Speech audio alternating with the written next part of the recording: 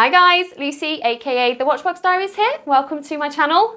Now, a few of you guys have scolded me for not doing a wrist check at the beginning of my videos. So for you people, I'm wearing the Nomadic Marai 401, and funnily enough, it's the watch that I'm going to be reviewing today. Now, if you are not familiar with Nomadic, you're about to be.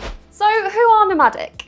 They are a Belfast-born company founded by Peter Macaulay that invokes the heritage and history of the city itself, but more specifically, their shipbuilding industry. The SS Nomadic was built in Belfast to carry passengers to bigger ocean liners, such as the very famous Titanic, which is now moored and on display in the very aptly named Titanic Quarter of Belfast. A nomad is described as someone who travels from place to place very frequently, often aimlessly. Are you catching a bit of a theme here? Marai means seafarer in Irish, and 401 refers to the hull number of the Titanic, which was Harland and Wolff's 401st ship build. So let's talk specifications. The case size on this is 40mm with a lug to lug of 48 and a thickness of 11.5mm.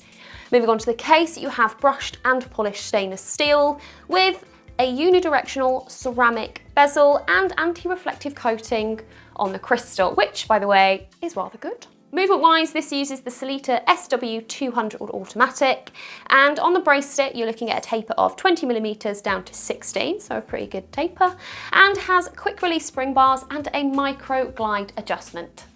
Let's talk about some of the things that I like about this watch. Now, it's not a mind-blowing, unique design by any stretch, but it is clean, it is simple, it is easy on the eyes, and I think it will definitely appeal to the masses with that comfortable, familiar aesthetic.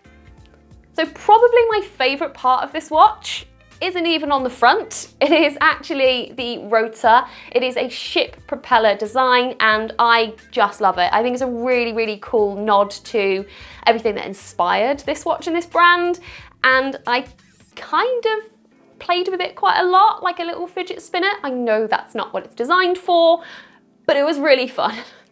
You guys should know by now, I like a good colorway option, and I think the ones Peter has chosen are perfect. Even though it is slightly thick for my personal preference, I'm not a diver.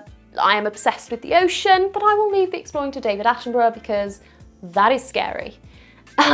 With 200 meters of water resistance in a watch that is only 11.5mm thick, I'm really impressed that they've managed to streamline it to that thickness. I'm also a fan of a pop of colour on a second hand, so you know that I'm going to appreciate that element of this watch. It is actually a nod to the past, as it refers to the iconic Samson and Goliath yellow cranes that used to be part of Harland and Wolff's shipyard, so it's also relevant to the history of the watch as well.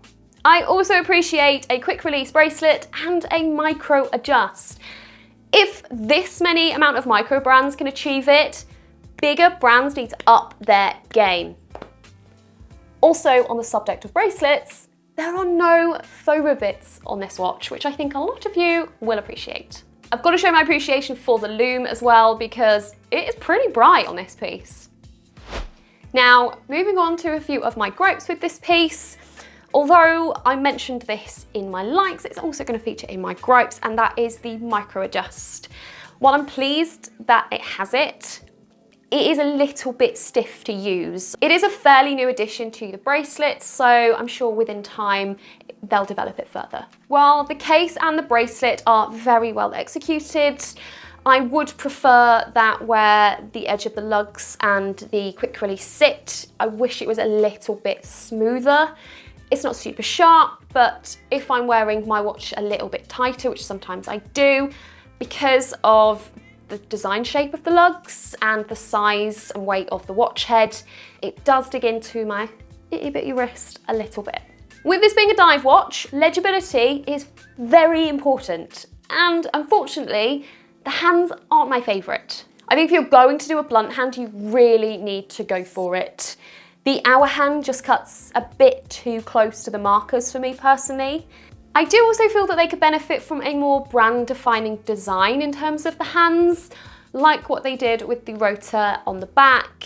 that's a recognizable design. So I think if they could incorporate something like that within the hands or even the marker design, it would help bring a bit more recognition and, oh, that's definitely a Nomadic. So I love the history of the brand and I love the inspiration behind the watch design. I'm someone who appreciates having the knowledge of where a brand gets its inspiration from.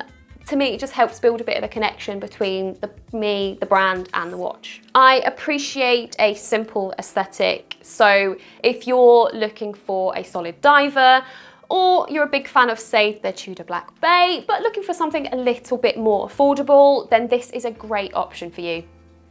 I'll definitely be keeping an eye on this company to see how and where they develop, because they have a lot of potential if they can just incorporate a little bit more brand identity into some of their pieces.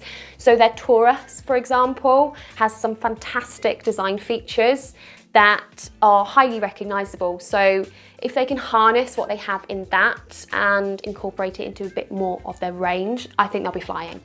That is it. That is my review of the Nomadic Marai 401 done. Now, I want to hear from you guys. What do you guys think of this watch? Have you heard of Nomadic before? Do you own a Nomadic? Tell me all in the comments section below. I love hearing from you guys.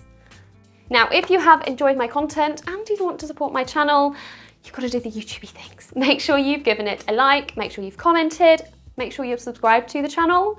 And if you want to be notified of my upcoming videos, then just turn on the little bell and YouTube will do its thing. Until then though, bye.